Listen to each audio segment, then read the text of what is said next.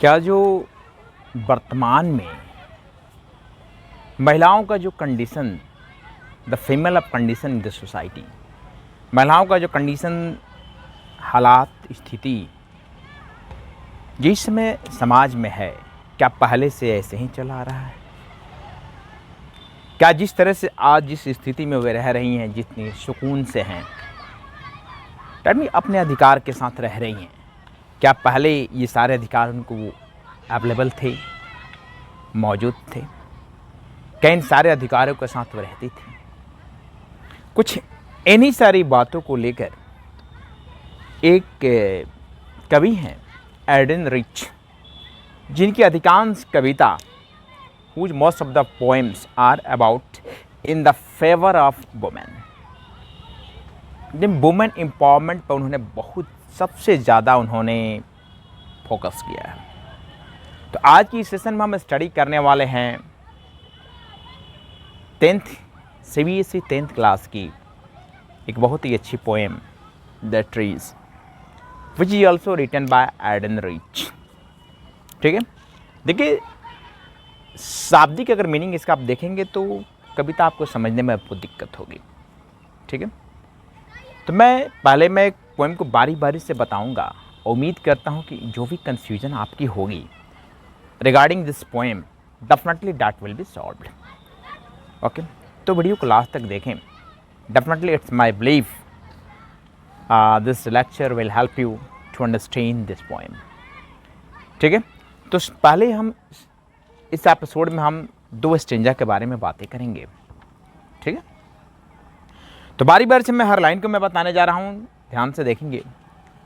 देखिए, the trees inside are moving out into the forest, the forest that was empty all these days, where no bird could sit, no insect hide, no sun bury its feet in shadow, the forest that was empty all these nights will be full of the trees by morning। अब देखिए कवि का कहना है कि the trees, देखिए the trees जो word use हुआ है, that is used for the women, that means female ladies. ठीक है, पहले देखे होंगे, पहले महिलाओं को ज़्यादा अधिकार नहीं था, इन्हें समझा कि पर्दे के अंदर रहेंगे। ये पहले के लोगों की सोच थी। ठीक है, दे हैड नो राइट। ठीक है, उन्हें ये समझा जाता है कि घर के अंदर रहेंगे, घर के कामकाज करने तक ही सीमित रहती है, घर के चार दीवारी क्रॉस नहीं करती, यानी पर्दे से बाहर ही नहीं आ सकती हैं। But now days they are performing. ठीक है, at each and every place, that means हर जगह आपको मिल जाएंगे। Air force, Indian army, sports, education, area of education, business, aircraft, jet, etc। हर जगह आपको उनका सहयोग, योगदान आपको मिल सकता है, देखने को मिल सकता है, दिखते भी हैं आप। देखिए द ट्री जो यूज हुआ है, that is use for the women. किसके लिए यूज हुआ है जी? महिलाओं के लिए यूज हुआ है। The trees inside are moving out into the forest. वे महिलाएं जो कल तक घरों में थी, कैद थी, उन्हें जबरन रखा गया था। ठीक है, उन्हें कोई अधिकार न दिया गया था, आज वो घरों से बाहर जा रही हैं ना जी, बाहर पढ़ने जा रही हैं, कॉलेज में जा रही हैं, जॉब करने जा रही हैं। ठीक है, the trees inside are moving out into the forest. The forest, देखिए यहाँ जो फॉरेस्ट जो यूज हुआ है, ट्रीज मतलब तो आप जानते हैं कि पेड़ होता है, but here the literal meaning of the tree is women, महिला, ladies. The forest that was empty all these days. या फॉरेस्ट में जंगल होता है, पेड़ निकल के कहाँ जाएंगे जी? जंगल में जाएंगे। तो कह रहे हैं कि वो फॉरेस्ट जो कल तक पूरी तरह से खाली था, ठीक है, जहाँ ना कोई चिड़िया बैठ जाए, जंगल में पेड़ ही नहीं रहेगा तो वह चिड़िया कहाँ बैठेगी? आसमान में तो बैठेगी नहीं, उसको पेड़ चाहिए बैठने के लिए। ठीक है, नो इंसेक्टिसाइड, कोई छाया ही नहीं रहेगा। देखिए पेड़ पौधे के अधिकांश जड़ों के पौधे के कीड़े मकोड़े बहुत ज़्यादा होते हैं। नो सन बरी इट्स फेट्स इन शैडो, अब ना ही पेड़ ही नहीं होंगे तो सूर्य की रोशनी कैसे कट छट के जमीन धरती तक पहुँचेगी? नहीं पहुँचेगी, ऐसा सीधा धूप लगेगा आपको। कोई धूप से बचने के लिए शैडो में भी नहीं बैठ सकता है। The forest that was empty all this nights will be full of trees by morning.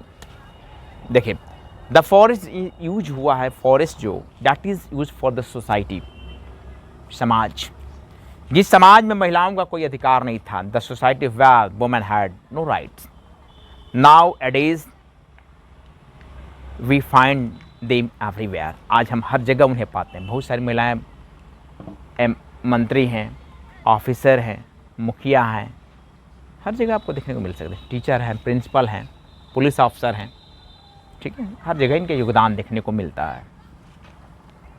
The forest that was empty all these days, जो जंगल जो पूरी इन समय तक, मानिए जब तक उन्हें कोई बाहर ना निकली थी, खाली था, वीरान था। where no bird could sit, जहाँ कोई चिड़िया ना बैठ सकती थी। देखो, ये चिड़िया बैठने और कीड़े मकोड़े से, यह शाब्दिक मीनिंग कीड़ा मकोड़ा हुआ, चिड़ियों का बैठना हुआ। अब कवि कहना क्या चाहती हैं कि बगैर without the contribution of the women there can be no any imagination of the society. बगैर महिला का, बगैर लेडीज़ का सहयोग के समाज का कल्पना करना बहुत मुश्किल है। It is not easy to imagine, ठीक है। द सोसाइटी, समाज का निर्माण नहीं हो सकता है। तो कह रहे हैं कि the forest that was empty all this days, जो जंगल पूरी तरह से खाली था, वीरान था। where no bird could sit, no insect hides, जहाँ ना कोई चिड़िया बैठ सकती थी, ना कीड़े मकोड़े छुप सकते थे, रह सकते थे। No sun bury its feet in shadow, the forest that was empty all these nights will be full of the trees by morning। जो कल तक बिल्कुल खाली था, आज सुबह तक ये पूरी तरह से क्या हुआ जी, भर गया है। आज हर जगह आपको देखने को मिल सकती हैं, मिलती है ना। आप कहीं भी जाओ, बैंक में जाओ, पुलिस स्टेशन जाओ, कहीं किसी के एयरपोर्ट पे जाओ, रेलवे स्टेशन पे जाओ, हर जगह काम करती है, आपको मिल जाएंगी। हर जगह, हर जो पोस्ट पे आपको मिलेंगी, ठीक है। आगे देखिए, बताता, यहाँ तक तो आपको समझ में आया। ऑल नाइट्स द रूट वॉक्स, पूरी रात इनकी जड़ें काम करती रहीं। देखिए, पूरी रात, ये सिर्फ एक रात, एक दो रात की बात नहीं कही है। ये रात मतलब है कि समय, टाइम, ठीक है। इन्हें बाहर निकलने में ऐसा नहीं कि एक दो दिन में ये बाहर निकल गई हैं। कई वर्षों से ये संघर्ष कर रही थी अपने अधिकारों के लिए। They had been struggling for many time, बहुत समय से ये अपना, ठीक है, बहुत दिनों से अपना ये संघर्ष कर रही थी, बहुत दिनों से, बहुत, ठीक है। All nights the root walk to disengage themselves from the cracks in the verandas floor. कह रहे हैं कि ये बहुत दिनों से ये खुद को उस जकड़न से खुद को छुड़ाने में मेहनत कर रही थी। आपने देखा होगा घरों में या छतों पे, मकान में, दीवार वाल में कहीं पेड़, कोई पौधा वौधा जम जाता है, उसकी जड़ अंदर ही अंदर, दीवार के अंदर ही अंदर बहुत दूर तक फैल जाती है। और उस पेड़ को अगर उस दीवार जकड़न से जब बाहर निकालेंगे तो बड़ी मुश्किल होती है। तो ये जकड़न क्या है? जैसे बाह्य आडंबर, चलो कहते हैं कि अंधविश्वास, लोक लज्जा, ठीक है, पाखंड, हापोक्रेसी, ये सारी चीज़ आप बोल सकते हो। बोला जाता था कि बेटी, लड़की है जो बाहर पढ़ने नहीं जा सकती है, महिलाएं घर से बाहर नहीं जा सकती हैं, ठीक है। But now days they are performing each and everywhere, हर जगह परफॉर्म कर रही हैं। तो all nights the root walk to disengage themselves from the cracks in the verandas floor. बरामदा होता है, देखिए, घर से बाहर छत से आगे एक छोटा सा जगह होता है, ठीक है, जहाँ शाम के समय या सुबह के समय लोग बैठते हैं, खड़े रहते हैं, वो बरामदा होता है। कहता है जो बरामदा के पास में जो पौधे थे, वे खुद को उन दीवार जकड़न से छुड़ाने में सारी रात मेहनत करते रहे। तो जकड़न क्या है जी? जैसे वो पाबंदियां हैं, जो उनके ऊपर पाबंदियां लगी हुई थी कि आप पढ़ नहीं सकती हो, आप टेलीविज़न नहीं देख सकती हो, आप बाहर नहीं जा सकती हो, आप ये ऐसे ये कपड़े नहीं पहन सकते हो, आप वो कपड़े नहीं पहन सकते हो, आप इधर नहीं जा सकते, आप उधर नहीं जा सकती हो, ठीक है, आपको अपनी इच्छा अनुसार कोई काम नहीं कर सकती हो। तो इन सारी बलाओं से, दैट मीन इन सारी मुसीबतों से, इन सारी दिक्कतों से इन्हें खुद को आज़ाद करने में कई ज़माना गुजर गए, बहुत समय लगा है इनको यहाँ तक पहुँचने में, ठीक है। सुना होगा पहले कि लड़की का शौहर मर जाता था तो उसको जबरन आग पे लोग जला देते थे, ठीक है, बहुत सारी कृतियाँ थी समाज में, बताइए उसमें उसका क्या दोष था, लेकिन उसको जबरन जला दिया जाता था, क्या तो सती प्रथा है, ठीक है। देखिए, the lips strain towards the glass, small twigs stiff with excursion, long cramped bog shuffling under roof like newly discharge patient half days moving to the clinic doors. कहता है जो पेड़ पौधे जो मकानों के अंदर थे वो भी बाहर जाने के लिए बेचैन है, स्टबलिंग है, चलता है तो जल्दबाजी में होता है तो ऐसा लगता है गिर जाएगा, अब गिरेगा, संभलते हुए ना चलना, लगता है कि अब गिरने को हो जाना, ठीक है। तो the lips strain towards the glass, कांच की तरफ ये बाहर की तरफ जाने, आगे की तरफ बढ़ रहे हैं। Small twigs steep with excursion, long cramped bough suffering under the roof like newly discharge person. और ये ऐसे आगे निकल रहे हैं जिस तरह से हॉस्पिटल से किसी मरीज को, देखिए पेशेंट के यूज क्यों किया है, मरीज को भाई छुट्टी कहाँ से मिलती है, स्कूल से तो छुट्टी मिलेगी नहीं, क्योंकि मरीज स्कूल में जाते नहीं हैं, मरीज आपको हॉस्पिटल में मिलेंगे। और यहाँ हॉस्पिटल का, दैट मीन्स लिटरल हॉस्पिटल का यूज क्यों किया, हॉस्पिटल में आप जाएंगे तो देखेंगे हर जगह दुखी आत्मा ही दिखाई देगा सब कोई, ऐसा नहीं कि वहाँ कोई आपको मिठाई बांटता हुआ नजर आएगा कि इसका हाथ टूट गया तो मिठाई बांट रहे हैं, वो जहर खा लिया तो मिठाई बांट रहे हैं, उसको बीमार पड़ गया तो मर गया तो मिठाई, ऐसा कुछ नहीं होता है। हर कोई उदास होता है, हर किसी के चेहरे पर सिकन होती है, हर किसी की आंखें भरी हुई होती है, हर कोई उदास होता है, निराश होता है, और कोई किसी का मन हॉस्पिटल में ज़्यादा देर तक नहीं लगता, वो वहाँ रहना नहीं चाहता है। अगर कोई रुका है 2-4 दिन से तो उसके साथ कोई ना कोई मजबूरी होगी, उसके घर वाला कोई वहाँ भर्ती होता है, ठीक है, तब वो रुका रहता है, ऐसा नहीं कि वो शौक से जाकर कोई हॉस्पिटल में रुकना चाहता है।